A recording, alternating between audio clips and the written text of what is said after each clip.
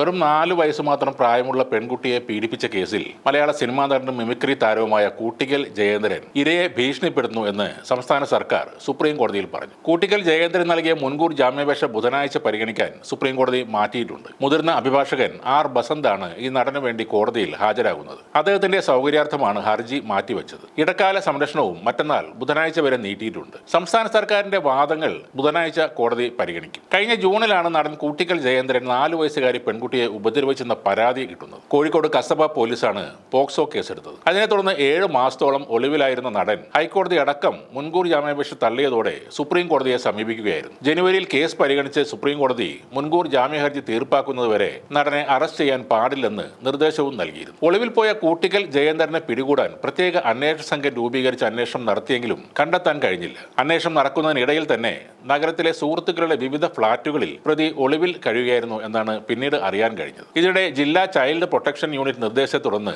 Police കുട്ടിയിൽ നിന്ന് മൊഴിയും എടുത്തിരുന്നു. ഏറെ വിവാദങ്ങൾക്ക് തിരികൊളുത്തിയ നടൻ കൂട്ടിക്കൽ ജയേന്ദ്രൻ പ്രതിയായ ഈ പോക്സോ കേസിൽ മെഡിക്കൽ റിപ്പോർട്ടാണ് നിർണായകമായി മാറിയത്. കൂട്ടിക്കൽ ജയേന്ദ്രന് മുൻകൂർ ജാമ്യം അനുവദിക്കുന്നതിനെ എതിർത്തുകൊണ്ട് സംസ്ഥാന സർക്കാരാണ് കേസിലെ മെഡിക്കൽ റിപ്പോർട്ട് സുപ്രീം കോടതിയിൽ സമർപ്പിച്ചത്. ഈ കേസിന്റെ ആദ്യ ഘട്ടത്തിൽ തന്നെ കോഴിക്കോട് ജുഡീഷ്യൽ മജിസ്ട്രേറ്റ് കോടതിയിൽ നൽകിയ മൊഴിയിലും ചികിത്സിച്ച ഡോക്ടറോടും താൻ നേരിട്ട ലൈംഗിക പീഡനത്തെ സംബന്ധിച്ച് കുട്ടി വിശദീകരിച്ചിട്ടുണ്ടെന്ന് സംസ്ഥാന സർക്കാർ സുപ്രീം കോടതിയെ അറിയിക്കുകയും ചെയ്തു. കുടുംബത്തിലെ പ്രശ്നങ്ങളാണ് 4 വയസ്സുകാരിയെ പീഡിപ്പിച്ചെന്ന കേസിന് പിന്നിലെ കാരണം എന്നായിരുന്നു ജയചന്ദ്രന്റെ പ്രധാനമായ വാദം. ഈ വാദമാണ് മെഡിക്കൽ റിപ്പോർട്ട് ഉയർത്തി കാണിച്ചുകൊണ്ട് സർക്കാർ ചോദ്യം ചെയ്തത്. കേസിന്റെ ആദ്യഘട്ടത്തിൽ തന്നെ കുട്ടി താൻ നേരിട്ട പീഡനത്തെക്കുറിച്ച് വിശദമായ മൊഴി നൽകിയിട്ടുണ്ടെന്നും പിന്നെ എങ്ങനെയാണ് കുടുംബ പ്രശ്നത്തെ തുടർന്നുള്ള കേസ് ആകുക എന്നുമായിരുന്നു സർക്കാരിന്റെ ചോദ്യം. ഇതിന് പിന്നാലെ കേസിലെ മെഡിക്കൽ റിപ്പോർട്ട് എങ്ങനെ അവഗണിക്കാനാകുമെന്ന് പ്രതിഭാഗത്തോട് സുപ്രീം കോടതി ചോദിക്കുകയും ചെയ്തു.